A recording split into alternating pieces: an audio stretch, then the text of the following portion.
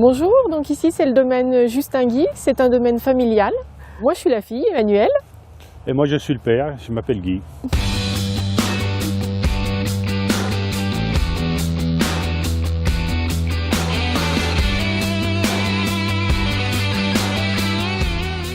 On est situé à l'intersection des communes de Billiem, Jongieu et Yenne. Là, c'est vraiment le point d'intersection. On travaille un vignoble d'une douzaine d'hectares. Notre cheval de bataille, c'est surtout les roussettes de Savoie avec le cépage Altesse, puisque ça représente environ 65% de l'encépagement et de notre volume. Au sol, là, vous voyez de l'herbe dans les vignes. On a été les premiers à mettre de l'herbe. L'herbe, ici, elle a 25 ans déjà. Au départ, on avait mis de l'herbe pour retenir la terre. C'était surtout au niveau de l'érosion.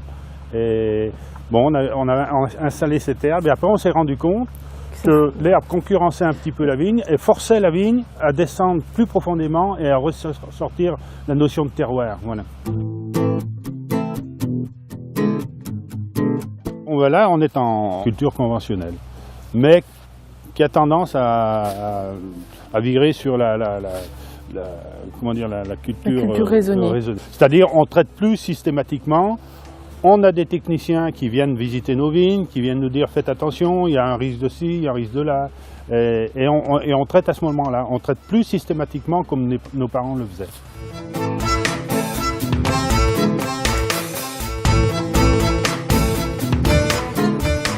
Le cépage Altesse qui nous offre cette très belle roussette, une roussette de cru, le cru Montou, donc qui fait partie des crus de roussettes de Savoie.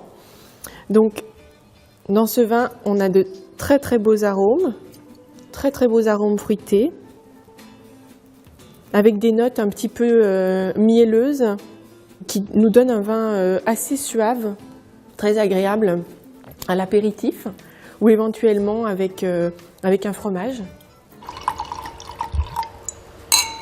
Là, je vais vous présenter une roussette de Savoie. C'est une roussette qui a été vendangée, quand on a vendangé des raisins à surmaturité.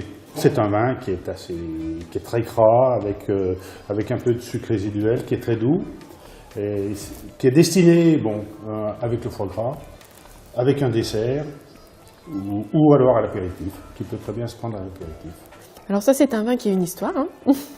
En fait, c'est une année, la première année où on a créé ce vin, on a eu un petit manque de main d'œuvre. Cette vigne, le temps s'y prêtait bien, la saison était belle, donc on a pu laisser les raisins sur cette vigne, et donc on a ramassé ce cépage plus tardivement, et du coup ça nous a fait un liquoreux, moelleux on va dire. Son nom, donc, il s'appelle Cuvée Gabriel, parce que Gabriel est donc une autre génération de viticulteurs. Et donc Gabriel est ma grand-tante et la tante de mon père qui lui a appris à faire du vin.